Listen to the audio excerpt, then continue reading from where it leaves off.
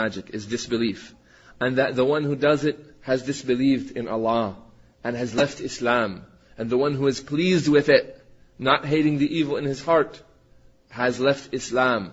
As understood from this hadith, or from a separate hadith from the Prophet ﷺ, who said, "Men minkum ra'a munkara," whoever amongst you sees an evil thing, فَلْيُغَيِّرْهُ بِيَدِهِ, then let him change it with his hand. He must change it with his hand.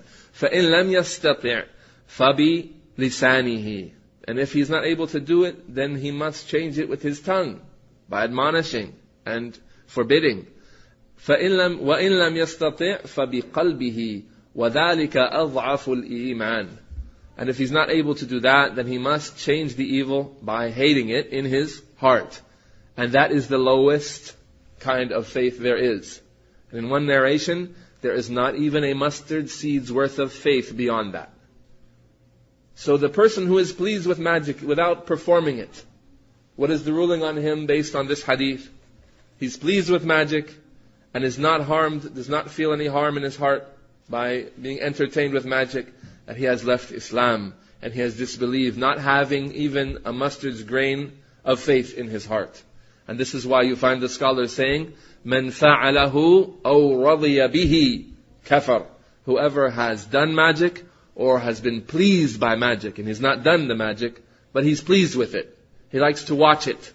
He has not performed it, but he's only watching it. He has disbelieved and he has left Islam. He has left the lowest possible kind of faith, and that is to hate the evil thing in his heart. Having said that, we want to introduce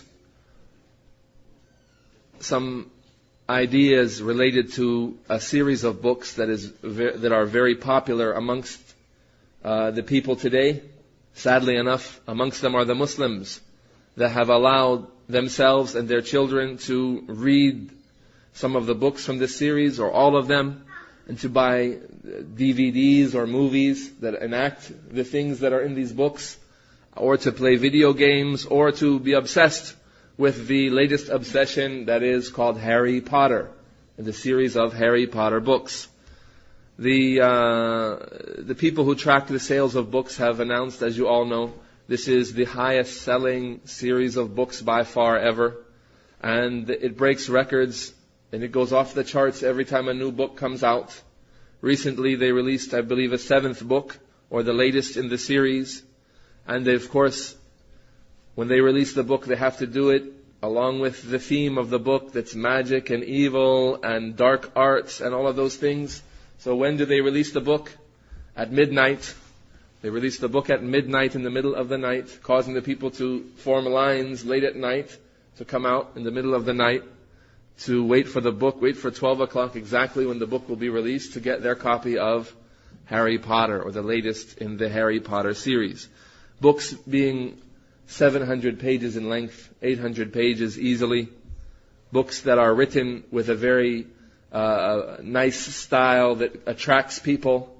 استحوذ عليهم الشيطان فأنساهم ذكر الله, and the shaitan has conquered the people by way of these books and caused them to forget the remembrance of Allah Azza wa Jal. وَإِنَّ مِنَ الْبَيَانِ لَسِحْرًا, and verily there is from some kinds of speech, some kinds of writings as well. There is sihr, there is magic. Even in the way the books are written, there is some kind of magic which causes this result, which causes this phenomenon that the people love the book series so much. People of all ages and all genders and all orientations and all nationalities are reading these books. The books are translated into more than 40 languages, reaching all corners of the earth. We found, sadly, Wallahu al-Musta'an, that the Friday night that the most recent book was released, at midnight of course, there's a Muslim school that has children attending early in the morning on Saturday for the weekend, and some of the children had the book already. Which means the previous night, they were amongst those people who are standing in line waiting for the release of the book.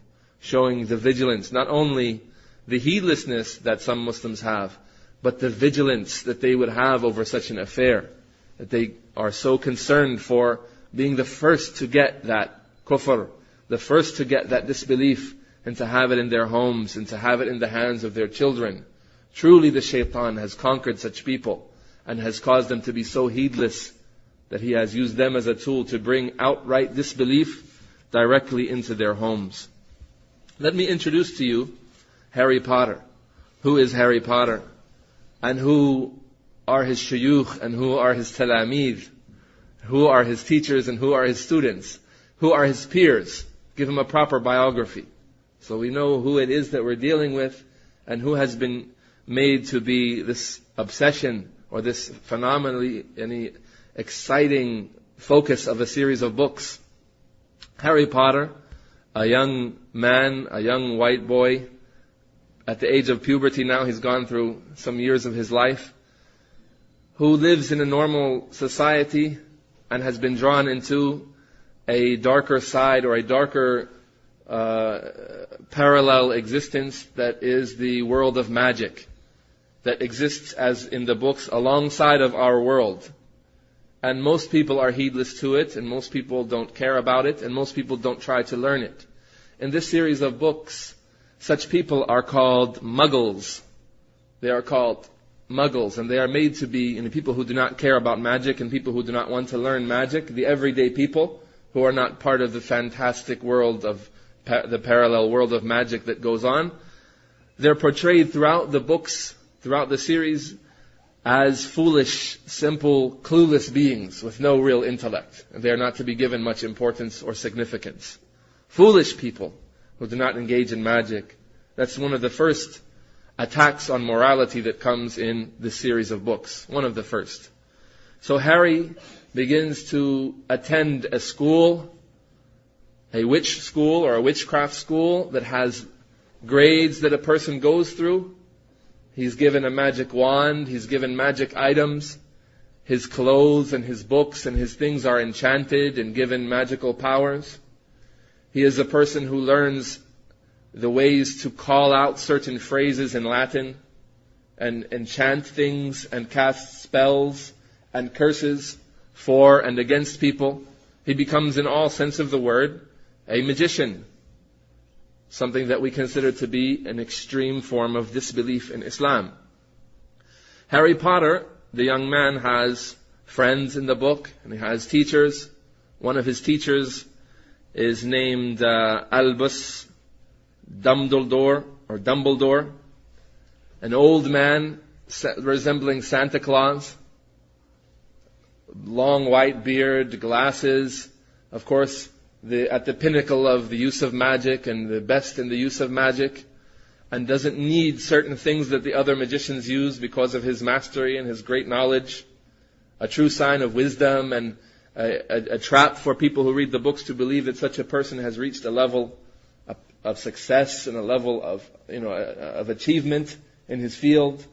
He doesn't need a wand to cast spells. He doesn't need a cloak to become invisible. He can see through other people's spells that are not on his level or close to his level. This is Harry Potter's teacher. He casts spells, as I mentioned, without a wand. He has a phoenix, a bird made of fire, that he sends to bring messages to people or to get information for him. And Harry Potter has a feather from this man's phoenix inside of his magic wand that gives him extra powers, according to this series of books. Another of his teachers named Trelawney, who teaches at this magic school, is one who claims that he is a kahin, someone who can see into the future, someone who foretells what is going to come. And we learn from the Prophet ﷺ that this is another severely dangerous form of disbelief, one that will render a person's salat unacceptable for a period of 40 days. Whoever goes to a